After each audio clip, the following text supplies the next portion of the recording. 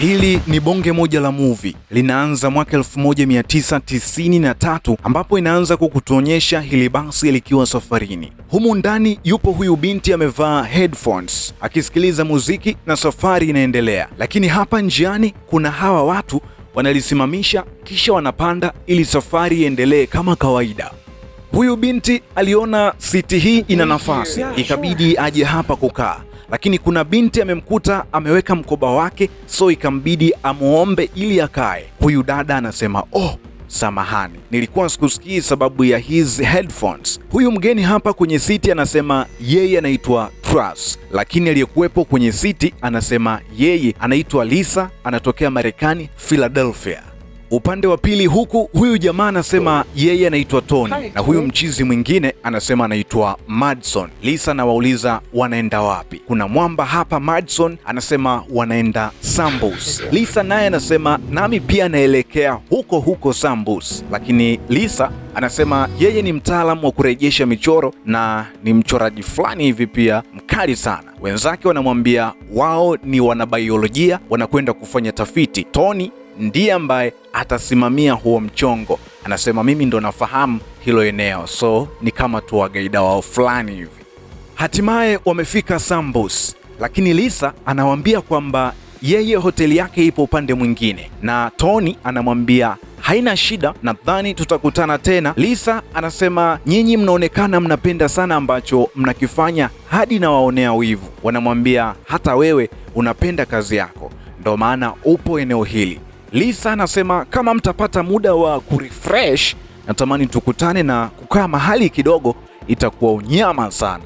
Francis anasema haina shida, hilo tu tutaonana, maana lazima tupate siku ya mapumziko. Asubuhi imefika na Lisa amefika katika kituo hichi cha basi, lakini gari halifiki na muda unazidi kusonga. Kuna jamaa anamwambia, "Hey miss, basi limeshaondoka, kwani unaelekea wapi wewe?" Akamwambia naenda Malvis Mansion. Jamaa anamwambia haina shida, naweza kukupeleka huko. Jamaa akachukua begi, lakini anajitambulisha kuwa anaitwa Marcus. Lisa naye akajitambulisha, "Hey, naitwa Lisa hapa." Marcus anamuuliza Lisa, "Mrembo kama wewe unafanya nini hapa?" Anamwambia nimekuja kurekebisha michoro na kuchora pia michoro mipya pande za Malvis Mansion. Marcus amemfikisha Lisa eneo hili la Malvis Mansion. Anamwambia hili ni eneo muhimu sana katika historia. Eneo ni hili, ni bonge moja la location ambalo limejaa historia ya kutosha. Marcus anamwaga huyu binti hapa ambaye ni Lisa, anamwambia tutaonana kesho nadhani. Jamaa anasema mimi nasimamia pabu hiyo hapo, so tutaonana tu, hamna shida. So mchiz Marcus anasema nitafurahi pia kama ukipata muda na ukaja kunitembelea hapa, itakuwa unyama. Lisa yupo ndani ya Malvis Mansion, kisha anaingia huyu mwanamke anajitambulisha kama Emma Foster Malvis. Lisa anamwambia Malvis Mansion kwamba safari ilikuwa ndefu sana.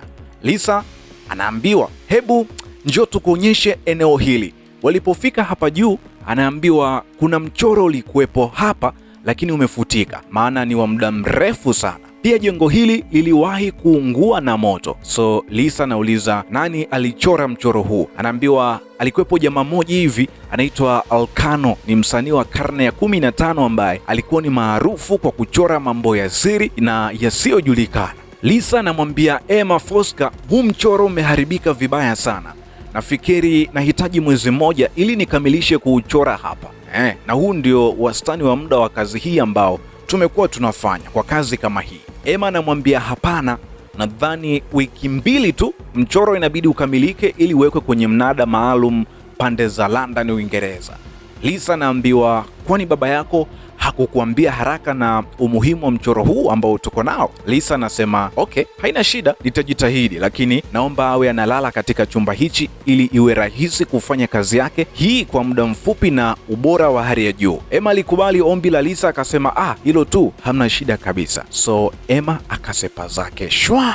Lisa alianza kazi yake hapa, humwambii kitu namna ambavyo anaikubali. Anaanza anavitendea kazi, utadhani ni sindano unaambiwa. Dakika chache baada ya kuanza kuchora, anasikia kuna sauti ya mwanamke inaimba kwa mbali. Lisa anashangaa hii sauti inatoka wapi au naota. Ikabidi aanze kuifuata mdogo mdogo. Mwanamke mwenyewe ni huyo ambaye anaimba, lakini hajageuka wala nini. Lisa alimshika bega na pindi binti anageuka chap. Cha kushangaza, baada ya kumwona Lisa alitoka spidi kuelekea humndani pasipo kutamka neno lolote lile. Lisa akabaki anashangaa na haelewi kuna tatizo gani hapa. Upande huu Tony yupo msituni, lakini hapa anategesha microphone ili apate sauti za wanyama waliopo eneo hili kwa lengo la kutumia sauti zao katika tafiti. Akiwa katika hema lake, anasikia sauti za kutisha ikimuuliza wewe ni nani? Kumbuka sauti hii ameisikia kupitia headphone yake hapa ndani ya hema. So Tony inabidi atoke ndani ya hema ili kwenda kuchunguza kinachoendelea humu msituni. Kuna sauti ya Tony kwa mbali, wenzake wanaisikia ikiuliza wewe ni nani? Sauti inasikika kama ina maumivu makali sana. Wanaenda kumcheki Tony katika hema lake, wanagundua hayupo. Tony!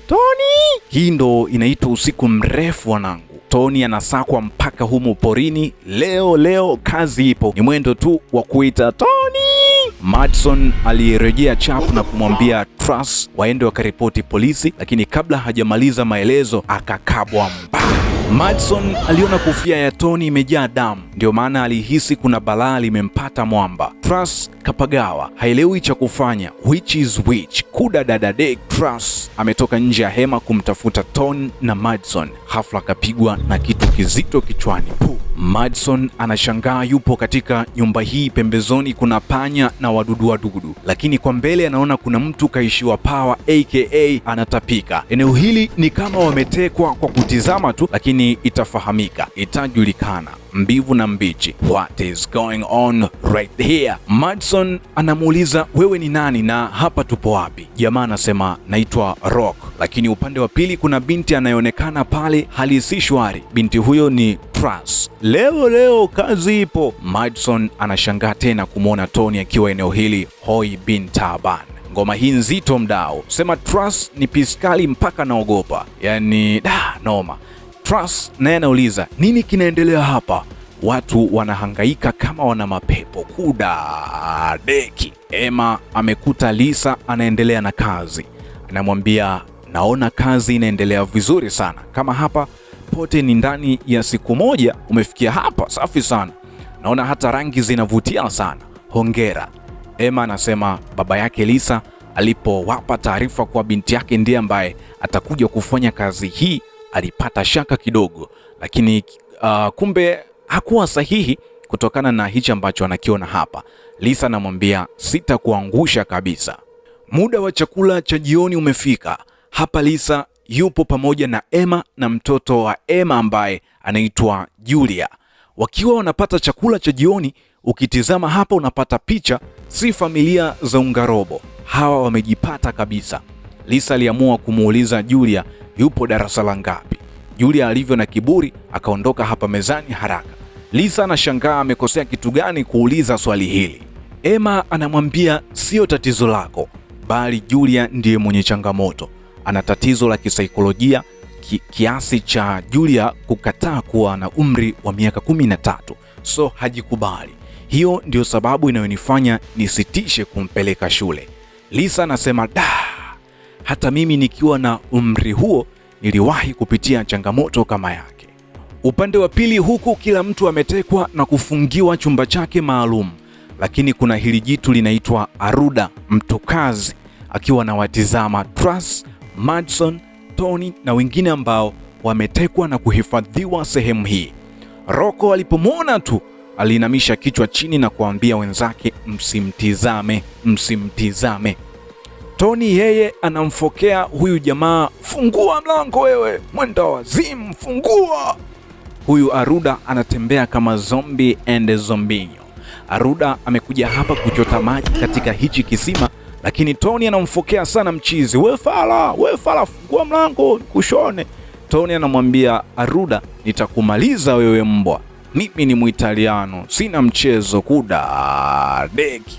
Aruda alipata mzuka akamfata Tony na kuanza kumgongesha ukutani. Aruda ana nguvu sio za binadamu wa kawaida kabisa. Tony alichapika ile mbaya mpaka mkono wake jamaa aliuvunja. Wakati huu Madison, Trust na Rocco wanashuhudia mchezo live bila chenga. Oya, ni noma na nusu. Unaambiwa hii ni shida nyingine hapa ndani. Aruda alichukua beto na kumdufua Tony la mgongo, kisha mchizi anamchukua na kumtumbukiza ndani ya kisima. Madison na Trust wanapiga kelele kinoma, huku mwenzao akiwa anakaribia kwa Sagad. I say, huyu jamani katili zaidi unavyofikiria. Ni noma na nusu. Trust kapagawa mpaka kazimia pia. Kazimia unaambiwa ni noma. Then mchizi analamba mchuzi mwekundu live. Lisa anaendelea kuchora hapa, lakini anagundua kuna mahali kakosea kidogo. Katika picha yake akaamua kuifuta kidogo hii sehemu. Lisa anashangaa, mbona anavyozidi kuifuta naona kuna sura ya kutisha hapa. Kwani kuna nini? Lisa anasikia kelele ya ajabu kutoka kwenye picha hii. Akateleza mpaka hapa chini pa. Sauti ya kutisha imesababisha Lisa amejikata kidole pale pale. Lisa anajaribu kuendelea kuchora, lakini ghafla umeme unakatika po. Usiku umefika na Lisa inamjia ndoto ya baba yake mzazi akiwa anajimaliza mbele yake. Lisa alianguka chini, maana kilikuwa ni kitendo cha kutisha sana kwake kukishuhudia ndotoni. Upande huu Rock ameona kuna upenyo kwa chini. Alikuwa hapa akijaribu kuchimba ili atumbukie huku kisha aje waokoe Madison na Trust. Kwa bahati mbaya kisu kilivunjika. Uzuri Madison alikuwa na kisu hapa, so anamrushia Rock aendelee kuchimbua sehemu hii, lakini kisu kinaanguka hapa kabla ya kufika sehemu husika. Bado ni usiku na Lisa amelala usingizi mzito, lakini kuna mtu anaingia hapa chumbani kwa Lisa na kulala pembeni yake, huku akiwa anampapasa bega na maeneo haya mengine adimu kabisa. Lisa hasikii chochote, yeye anakoroma tu. Hichi kiumbe cha ajabu kilimkaba Lisa. Lisa anapiga kelele za kutosha hapa. Hichi kiumbe hakicheki, kinakaba tu mwamwi. Lisa anastuka hapa akiwa anahisi maumivu eneo lake la shingo. Lisa alipotizama picha yake huko ukutani, anaona picha inafanana na kiumbe kilichokuwa kikimkaba ndotoni. Oho, mambo mazito hapa. Lisa anaendelea kushangaa. Anasikia live sauti za ajabu katika eneo hili ambapo picha hii inaonekana. Ghafla Julia amemtokea Lisa hapa nyuma yake. Julia anamwambia Lisa, unatakiwa ukimbie, maana michoro hii imelaaniwa. Na huyo mwanamke unayemwona kwenye picha hapo ni mchawi anayeitwa Dorka. Lisa anaambiwa, na kama ukiendelea kuchora michoro hiyo, laana itaanza upya hapa.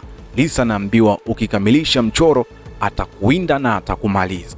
Lisa amekuja pabu ya Marcus, yule aliyemsaidia kumfikisha hapa Malvis Mansion, lakini Lisa haonekani kuwa na furaha.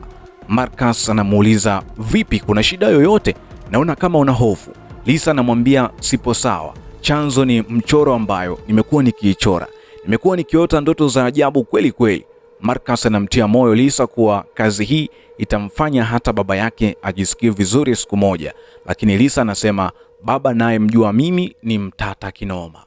Upande huu Aruda aliyemchapa kipigo cha kutisha Tony amekuja kuchota maji kisimani, lakini huku chini ya kisima kuna mikono miwili inaonekana. Badala ya kuchota maji, mikono hii ilikuwa ikimwekea damu na Aruda hakwepeshi macho. Cha kushangaza, hichi kisima hakina maji kabisa. Aruda hapa anakuja kufungua chumba alichofungiwa Roka. Huenda anataka damu nyingine kule alipomweka Tony haijatoka ya kutosha. Kudadeki. Madison hapa anamwambia Tas kwamba tumekwisha. Madison akaona kama mbaya tu. Akamwambia, wewe monster aka Kilaza, umeamua kuondoa uhai wa watu wasio na makosa. Mbwa wewe. Aruda alikuja kizombi hapa. Alimkwida Madison kibabe kwa dakika kadhaa kisha akamrusha ukutani. Aruda alimfuata huku ndani na kumtoa nje kisha akamalizana na mikono. Jamaa katili sana huyu. Trust alikuwa analia sana akimsihi Aruda aache anachokifanya, kitendo cha kikatili. Madison alikuwa analia sana pia.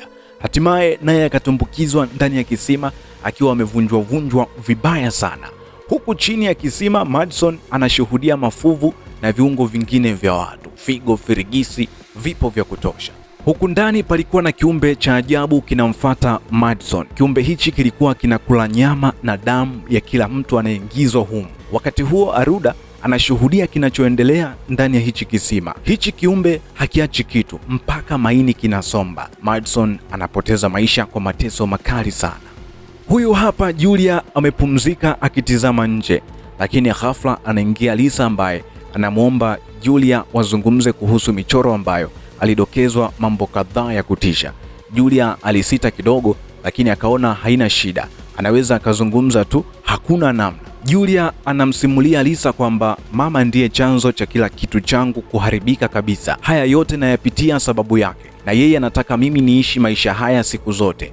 Ghafla mama yake Julia, Emma, aliingia humu ndani na kumwambia, unaongea vitu gani wewe mtoto? Julia akamwakia mama yake, toka hapa. Emma anamwambia Lisa, tafadhali nifuate. Emma anamwambia Lisa, sikiliza, huyu mtoto ananichukia sana sababu sihitaji awe na mchumba wa kiume, na sababu kubwa, kila mwanaume anayempata anakuwa na umri mkubwa zaidi yake. Nakumbuka yeye na miaka 13 tu. Lisa akaona isiwe kesi, akamwambia, lakini Julia, kuna mambo kadhaa kanidokezea kuhusu stories za kutisha za hii michoro. Emma anamwambia, yes, hizo habari ni moja ya vitu pia vinavyonifanya nimwachishe shule. Lisa anaaswa kutomsikiliza kabisa Julia kwa sababu mengi ambayo anayazungumza ni kama amedata.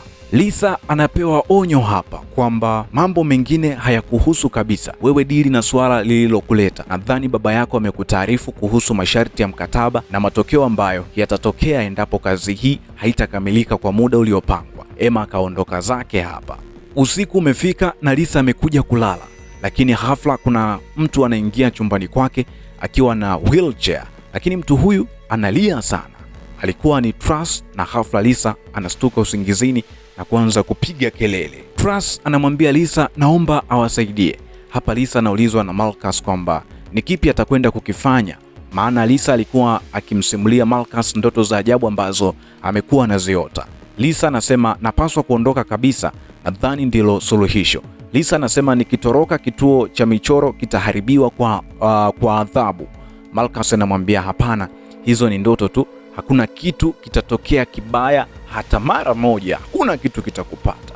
Marcus anamwambia Lisa kwamba anaonaje kama akipambana kumalizia kazi iliyopewa, na atakapomaliza kazi wanaweza kupata muda wa kuspendi pamoja. Lisa alikubaliana na ushauri wa Marcus. Hapa ndipo utaamini mapenzi yana nguvu sana.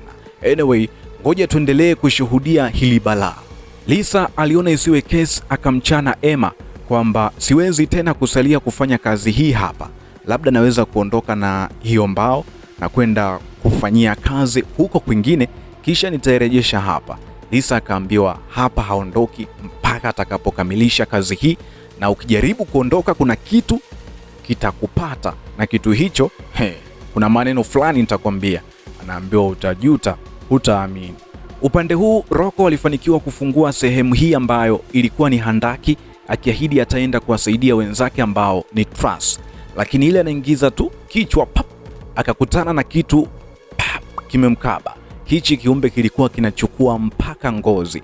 Kiumbe hichi hakikuwa na njaa ya kawaida, ila tukiite kinenge kudadadadadadek. Truss alijua tu kimeumana tayari kwa Rocco, nasikia kelele tu.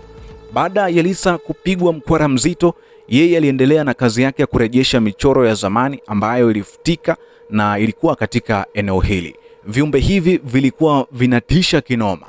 Julia ndiye amekuja kugonga mlango wa Lisa na kumwambia kuwa endapo atakamilisha mchoro huu, yale matukio anayoyaona ndotoni itakuwa ni zamu yake. Lakini Lisa hataki kuamini kabisa.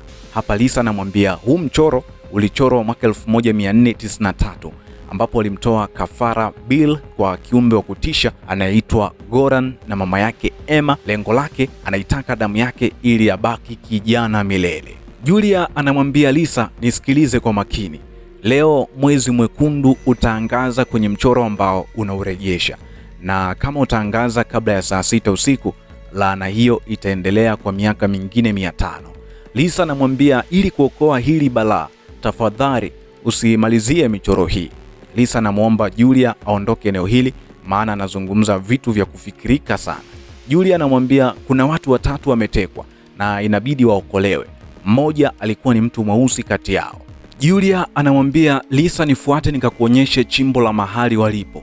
Lisa anashuhudia na Julia, yule mwamba mwenye roho ngumu Aruda, yupo humu ndani. Ghafla Julia anasikia mama yake anamuita, lakini Lisa anasema lazima niwaokoe hawa. Julia anamuasa Lisa kuwa mwangalifu sana kwa kile unachotaka ukifanye hapa. Sasa ameingia katika chumba hichi, lakini aliona kifaa hichi ambacho anaweza kukitumia kufanya uchokozi ama uokozi. Leo itajulikana, itafahamika. Tuendelee kushuhudia huu mchezo tu. Kumbuka kile kiumbe kilifungua mlango hapa na kutoka. Lisa alikuwa ananyata mdogo. Lisa hofu ni milioni hapa. Lisa aliendelea kumfuata Aruda mdogo na humu ndani ilikuwa ngumu hata kugundua kama kuna njia. Leo kazi ipo. Wadau ni noma sana. Kwa bahati mbaya Lisa aliparamia vyuma hapa na vikaanguka. Bwana we, Aruda awali alihisi kama kuna kitu kinamfuatilia, lakini hakukiona. So hapa kajithibitishia kuna kitu kipo humu ndani. Ikabidi aanze kukisaka. Amkeni, kazi ipo hapa. Lisa alijificha hapa, lakini anaona viungo vya watu waliokufa. Jamaa linamtafuta kwa udi na uvumba, huku likiwa limeshika beto. Aruda kafika kisimani hapa. Kama damu haitatosha, ujue kuna mtu hapa ambaye kitamkuta kitu kizito, na aliyesalia ni Truss.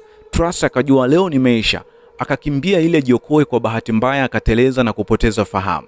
Lisa anaendelea kumfuatilia kiumbe wa ajabu Aruda, na kile kama kinondo fulani hivi, chuma fulani hivi kizito yuko nacho amekishika. Aruda akashika beto lake la kazi, alimkandamizia Truss usoni. Alilia kwa uchungu sana. Huyu Aruda hacheki na kima unaambiwa. Lisa amezisikia sauti na akamtwanga ya kushtukiza Aruda. Wakati huo Truss ananing'inia kule kisimani, ambapo chini kuna kiumbe cha ajabu, yaani juu mshale, chini mshale. Vile sasa utachagua tu mwenyewe unataka kifo gani. Lisa alipiga moja tu, zombi Aruda alizimia puf, kisha akafanikiwa kumchomoa Truss ambaye alikuwa kabaki kidogo tu atumbukie kisimani na kusepa eneo hili faster. Kwa bahati mbaya Truss alichomwa na kitu chenye ncha kali mguuni. Alilia kwa uchungu sana, japo Truss alifanikiwa kukichomoa bila ganzi, ila maumivu yalikuwa ni makali balaa. Oho, Aruda ameamka huku na haoni mtu. Jamaa lina hasira sio za kawaida. Hichi kiumbe cha ajabu kilitoka huku ndani ya handaki ambapo Roka alifanikiwa kufungua. Kumbuka kiumbe hichi kina hamu ya damu, so kilimgeuka mpaka Aruda. Kilichofuata ni kunyonywa damu. Shughuli kwisha. Nadhani utaamini msemo wa wahenga wa kidijitali kwamba kila mbabe ana mbabe wake. Ghafla Marcus alimtwanga Truss.